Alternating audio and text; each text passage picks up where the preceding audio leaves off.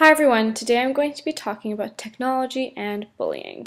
On today's agenda, we have why we should address online bullying, what is cyberbullying, how does cyberbullying occur, the consequences of cyberbullying, and preventing cyberbullying.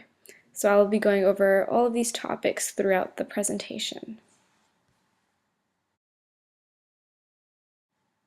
Why should we address this issue? So I'm going to be talking about cyberbullying and technology because technology expands the sphere for individuals to infringe upon another person's right to privacy, and it creates a mechanism to utilize technology as a vehicle to harass individuals online.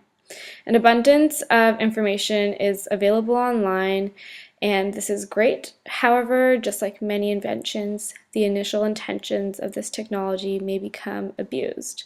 So it's very important to address these issues and make sure that we are being safe online.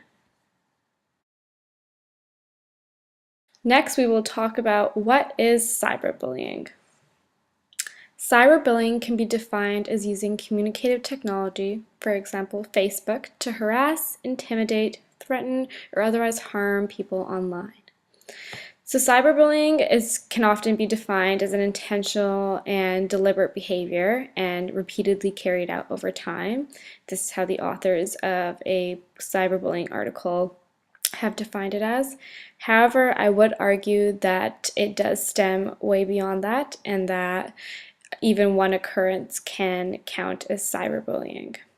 And in Canada, 98% of youth use the internet daily, so a lot of communication goes on online and behind keyboards. So it's very important to understand the phenomenon. How and where does cyberbullying occur?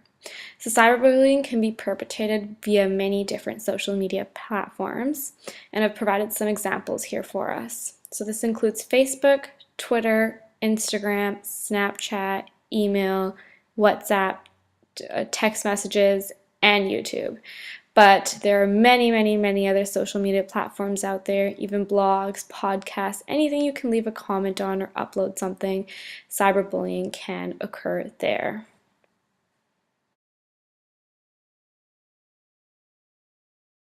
Examples of cyberbullying include, but are not limited to, rude and threatening messages, inappropriate comments, uploading embarrassing pictures or videos of someone without their permission, and creating fake profiles. But cyberbullying does stem way beyond this. I would argue making YouTube videos about people or leaving mean comments in blogs or podcasts. A lot can count as cyberbullying, and it's definitely just not limited to the typical forms we usually see and hear of.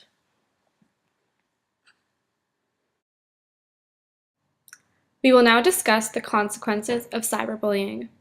Bonanno and Himmel in 2013 compared the negative consequences of cyberbullying with the negative consequences of traditional forms of bullying.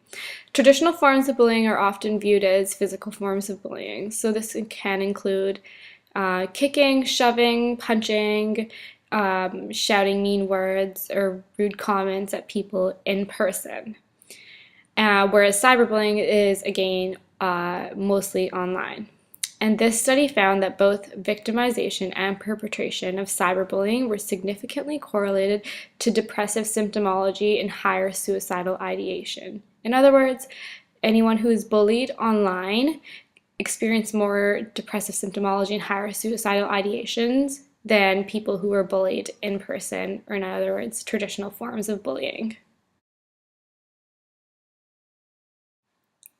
Litwiller and Brosh in 2013 examined the influence that cyberbullying and/or physical bullying has on mental health, and in particular suicidal behavior, so someone who commits suicide, and/or suicidal ideation. So that includes people who have thoughts of suicide or killing oneself. They could have plans. The extent really varies. The main finding of this study was that 30% of participants reported suicidal ideations and/or suicide within the past year, and these participants had been cyberbullied in particular. So these results are quite alarming.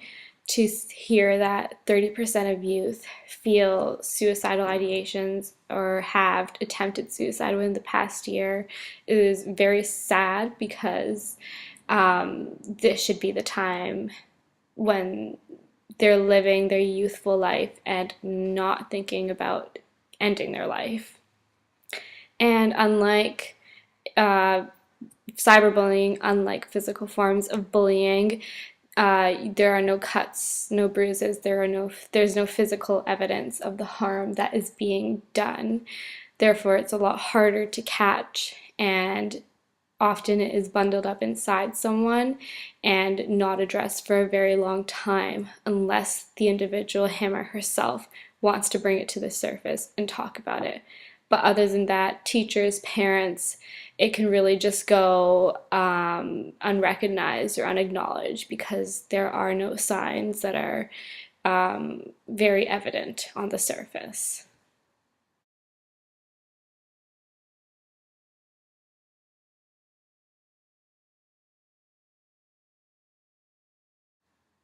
The last leg of this presentation will include talking about prevention. So prevention of cyberbullying and or physical forms of bullying is very important, because it really should not reach the point at which youth, adults, or children are committing or having thoughts about suicide or any mental health problems due to mean comments and someone going out of their way to harm them. So my number one prevention method, I would argue, is that we need to engage in anti-bullying dialogue. So we need to create awareness of the negative consequences. This can include discussing this at home, with friends, at school, in camps, and sports, anything really, because cyberbullying and physical forms of bullying can occur anywhere, so it needs to be addressed. Furthermore, I think it's very important to explicate why bullying is harmful. It may be very subjective to younger populations, but we need to explain why it's not okay to be bullying someone and shouting mean comments or kicking and punching. And parents and guardians of the youth need to take initiative to explain what online bullying is. So what does it mean when someone is posting a rude comment? What does it mean when you upload a picture, a funny picture, or an embarrassing picture of your friend? Is that cyberbullying or is it not cyberbullying? What are your intentions? These are all things that need to be discussed with youth in order to explain why and how cyberbullying is harmful and how it is not okay.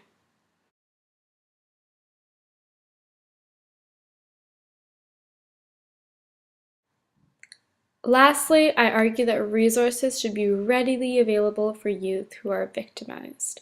So in addition to raising anti-bullying awareness, youth need to be aware of the tools that they have in place to avoid it. I've included a link here about how you can prevent or stop cyberbullying if it is occurring to you. But in addition to that, there are many online resources. For example, Kids Help Phone, Youth Space. There are a myriad of resources out there for youth to utilize to their advantage. And I do think it is very beneficial for youth to seek help or try to help themselves. Either way, we need to raise awareness and help prevent it from reoccurring.